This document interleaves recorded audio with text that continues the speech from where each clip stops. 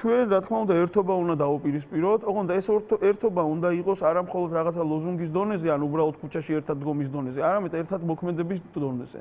კოორდინირებული მოქმედები და კოორდინირებული, ანუ ფუნქციური უნდა იყოს ეს. და ანუ უნდა იყოს დაგეგმილი და კოორდინირებული. ამავე დროს უნდა იყოს ღია და სანდო. და რაღაცნაირად ინკლუზიური, ანუ საკმაოდ რთული მოცემულობა არის ეს. ჩვენი საზოგადოებას ამის შესაძლებლობა პოტენციალი ნამდვილად გააჩნია.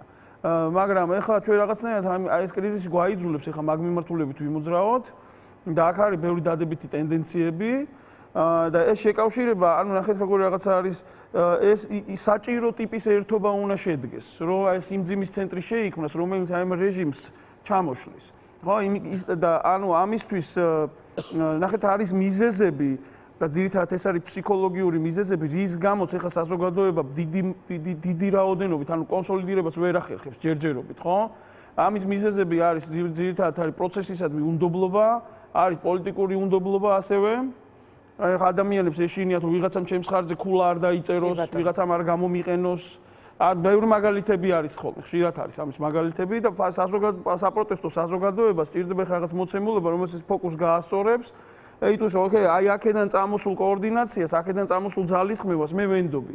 და ასევე რწმუნება არის საჭირო გაჩნდეს საზოგადოებაში, რომ მათ კონდეს რწმუნება, რომ ის რა ღონისძიება სტარდება და რაც იგეგმება, ეს არის გააზრებული, მრავალმხრივ გააზრებულია. რომ ეს არ არის რაღაცა უბრალოდ სპონტანურად ქარდი შემოგდებული და მე ამაზე აყოლილი რაღაცა ადამიანების რაღაცა ჯგუფები.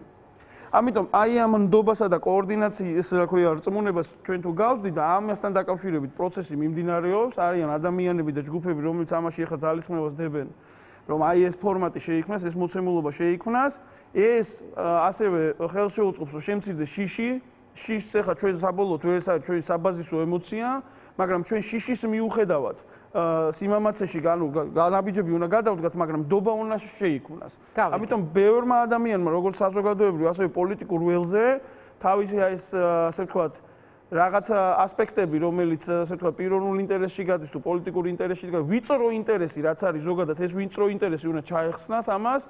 ვინაიდან არა იმიტომ, რომ უბრალოდ ესე არის მორალურად სწორი, არამედ უბრალოდ წავაგებთ სხვა შემთხვევაში. გასაგებია. მოდით ნიკას ვკით. რა რეალურად, რა, ანუ პროცესი მიმდინარეობს, საზოგადოებას უნდა გავაგებინოთ, ეხლა ძალიან მნიშვნელოვანია საზოგადოება მიცოდეს, რომ პროცესი მიმდინარეობს. ესე არ არის უბრალოდ ჩვენ ხა აქ რაღაცა სურვილების დონეზე არ შემოვიფარგლოთ, რა.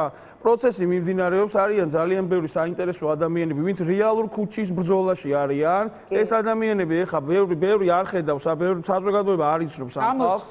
ესენი გამოჩნდებიან და მედიაც მოახდეს მათზე ფოკუს, ცოტა ფოკუსი გადმოვიტანოთ პოლიტიკური ველი და საზოგადოებრივ ველზე. ეს ძალიან მინდა რომ კი, არა, უბრალოდ აი კონკრეტულად არის რა მოცემულობა, ეხლა ეს გამოჩნდება ნელ-ნელა ეს კოორდინაციაც, ეს ურთიერთობაც და ეს შეკავშირებაც, იმიტომ რომ აქ პროცესი მიმდინარეობს, საზოგადოება უნდა დაელოდოს, ეს მალე იქნება და მოემზადოს უნდა საზოგადოება სერიოზული საპროტესტო ძალისხმევისთვის. ამისთვის ყველა უნდა არ მინდა დავჩაგრო. ეს არის ერთი წინადადება ოღონდ მართლა. ზუსტად ერთი